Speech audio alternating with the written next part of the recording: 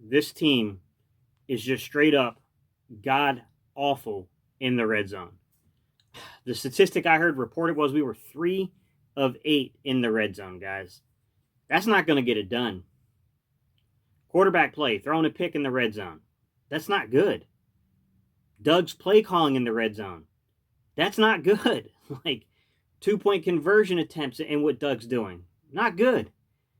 Hey, I'm happy to get a win, and I'll take a 1-point win any way I can get it. Okay? Carson was absolutely clutch down the stretch of this game. But I'm not willing to sit here and say that things are all copacetic right now. All right, y'all. Let's get it.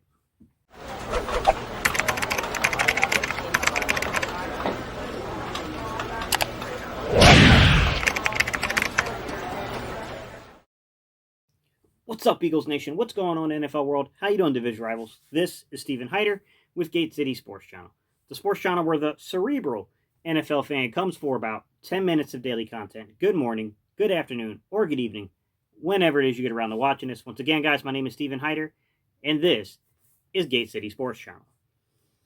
All right, guys. This is the post-game reaction to the Philadelphia Eagles beating the New York Giants, whatever you want to call it, okay? It's such a weird thing, right? Because on one hand, I do want to credit Carson Wentz, Doug Peterson, even Jim Schwartz to an extent, the entire football team for showing it does have fight. The one thing that whatever I say about following this, guys, it needs to be taken into context is this team does have fight. It will keep fighting. I will admit to you, down 21-10, no way I thought we were coming back and winning that game with like 6 minutes left. I didn't think we would be able to win that one. I was getting a little upset. I was getting mad because I'm like, yo, this is a game we should not be dropping at home. This is ridiculous. But props to Carson, props to Doug down the stretch. They made the plays. Carson, hey, he's got some flaws, guys. There's no doubt about it. But the one thing about that kid is that when you play up-tempo or the game's in kind of a pressing situation, he rises to the occasion, okay? I think the issues that are coming from Carson have to do with more ball-controlled tempo offense. We need to work on that with Carson. There is a problem there, and it has to be addressed, right? I'm not even going to say it's necessarily just pocket passing. He is better when you roll him than it is pocket passing, but I've seen him stay in the pocket and throw dimes in those scenarios, when we're doing more of an up-tempo, kind of 2-minute type offense into more of a pressing game on the line type things. I've seen him stand in the pocket and throw absolute dimes. So I don't even think it's necessarily that, okay? I think that's more of the footwork stuff early on in the season when he was in the pocket. That was a whole different story. What I am seeing from this kid, though, is very questionable decision-making at time. And it's got to get better. I don't, look, the kid came back and won the game, so I don't want to spend too much time beating this kid up over it. But, man, you can't throw across your body like that into that coverage. Like, look, if he was standing out there in the flats all by himself and there's going to be a 30, 40-yard gainer, take the chance. I get it. But, man, you're throwing into coverage like that. You can't do that. It's a really bad decision.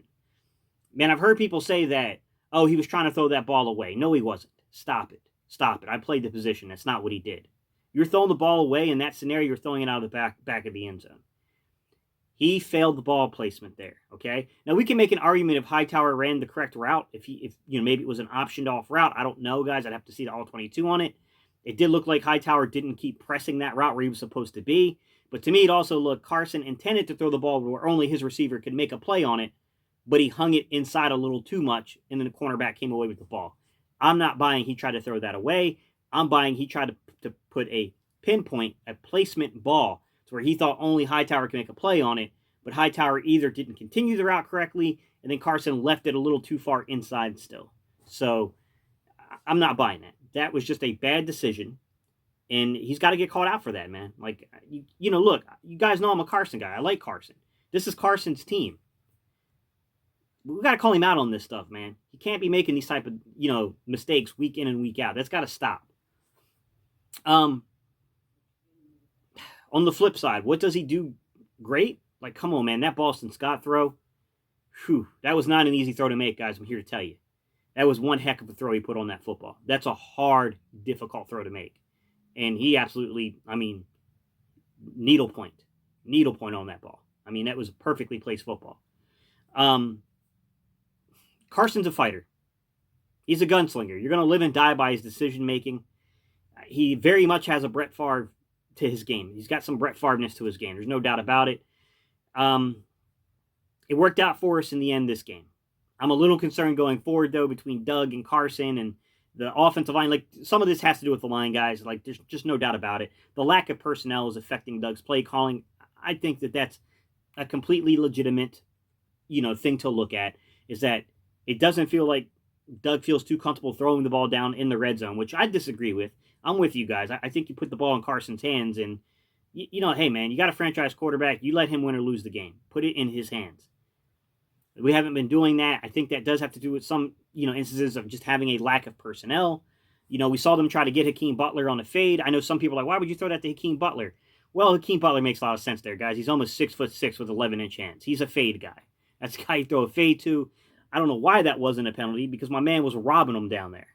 I don't know how you don't throw a flag on that, especially on some of the other questionable stuff. Like, don't get me wrong, I was okay with him throwing the flag, but if you're going to throw the flag on some of those other plays, you got to throw the flag there too. Like, come on.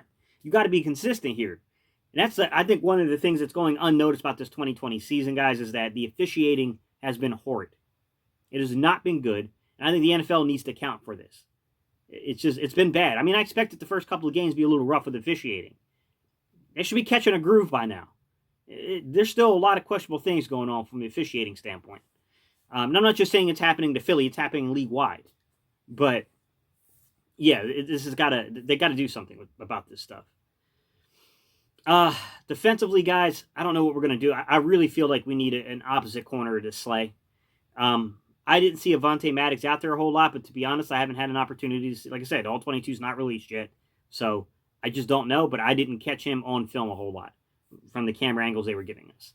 So I don't know if they were playing Roby Coleman a lot outside. I saw one play that, Jim got a little creative in this game, man. I saw one play early on in the first quarter. He went alignmentless with his defensive backs, and he had McLeod on one outside corner spot, and he had Jalen Mills on the other outside corner spot. Brilliant. I love seeing that. Mixed coverages and stuff like that. Alignmentless football. That's what we were built to be. Now, I know Will Parks going down had a lot to do with that, but that's the kind of things I like seeing. Like Jim Schwartz dialing up the blitzes.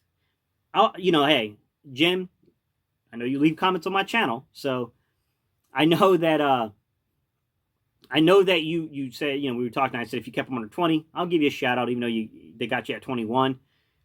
I thought bringing the pressure, I thought mixing up some of the coverages today, I thought he did a pretty good job. I thought some of the guys just made bad plays on balls. I mean, Cravon LeBlanc just got beat. Nickel Roby Coleman just flat out missed a tackle. Outside of that, look, Will Parks got taken. Evan Ingram dropped the pass that should have been game sealing, but he didn't make the play. And I don't know what happened there. I don't know if Will Parks missed an assignment. I'm not too sure if Will Parks was just a fall guy because somebody else missed the assignment and he's trying to cover for it. Can't tell that stuff, guys, until I get access to the All-22. But he was the nearest defender in sight with the camera angle, so that's who right now we have to call for. But there were definitely some missed assignments defensively. But, hey, man, on a positive note, did you guys see Alex Singleton blow up that running back? Man, Alex Singleton is starting to ball out, and this is not a guy I was really high on, to be honest with you. I mean, I thought he was definitely going to make the roster more than likely as a back-end guy, but he's a starter, in my opinion, right now. I mean, with what we have on the roster, this guy's he's a starter. Like, to me, there's just no doubt about it. Like, he's physical. He played the run pretty well. He can blitz. I thought his coverage is respectable. I'm not going to say it's good, but it's respectable. Like, I don't see what any of these other guys are giving you that he's not giving you. I still would love to see the Eagles keep progressing towards, like, Nate Gary being a fourth defender, Nate Gary being the fourth guy, that first guy off the bench, and playing more Sean Bradley, playing more Davion Taylor. Sean Bradley already looks ready to me. Davion Taylor, he's got to get the rest, man. You spent a third-round pick on him. It's time to play him. I would like to see more of that happening, to be honest with you. Give these young guys a look. Give them a chance, guys. I mean, I thought they played pretty well. I would keep giving these young guys opportunities to come in here and make plays, in my opinion. Offensive line, guys, I thought it was a rough game. I think Lane Johnson coming in and out of the game is disrupting the tempo of the offense. And I think it's time to shut Lane Johnson down for a few weeks. It's going to suck. He's a good player. We need him. I get it. You can't keep having him come in and out of the lineup. It just screws up the chemistry of the line. He's got to sit his ass out. Let him get healthy. Let him get healthy. He's a good player. Let him get healthy, though. There's just no point in keep doing this. I thought Matt Pryor was respectable at right tackle. He wasn't great. I thought he played respectable, though. I mean, I thought he did okay out there. Sua Peta got beat a little bit. I'm not going to lie. But given the circumstances of the shortened week, you just being called up look, Leonard Williams is a really good football player. Like, Leonard Williams he's one of the better defensive tackles in the league, and he can definitely put pressure on a quarterback. So I'm not going to fault them too much for that. Sua Peta did get taken. Nate Herbig got taken a little bit, right? I mean, there's clearly a little drop in talent there, but I thought overall the line played a lot better. I mean, it still gave up pressure. There's no doubt about it. I thought Jordan Mailata may have had just an okay game this game around, but he's still, like, Jordan Mailata, he's good. Jordan Mailata is not a concern. Jordan Mailata is probably, outside of Kelsey, the only sure thing I feel like we have right now on the line. So, stability to an extent along the line. There was some moments of really bad, but I think that has a lot to do with, like, in and out of the lineup with guys. I think that plays a role, guys. Fulgham keeps balling out. Got to give Fulgham credit. Hey, Rashard Rodgers, another guy, right? He's not a fast guy. He's like a 4'8", 40 guy, right?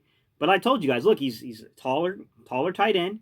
He's got the big hands. He's got those, 10-inch hands. He's a guy that has that wingspan, 80-inch wingspan. He gives a nice catch radius for the quarterback to play with, and we can see that guys like Fulgham, we can see guys like, Richard Rodgers now is being implemented into this offense because they have that catch radius, and Wentz is seeming to trust those guys. I thought Djax played well up to the injury. I mean, I thought Djax was definitely causing the Giants some issues. Great catch by Hightower. I thought Hightower, that was a really big, important catch down the sideline there. These are my thoughts, guys. We won the game. It's on to Dallas. I'm going to be breaking down some film later on in the week, guys. Let me know what you think. I'm happy we won the game. It's not the way I wanted to win the game, but a win's a win. Leave your comments down below, guys. Let me know what you think. And you know how we end these videos. We do a little EAGLES. All right, y'all. Let's go, Eagles.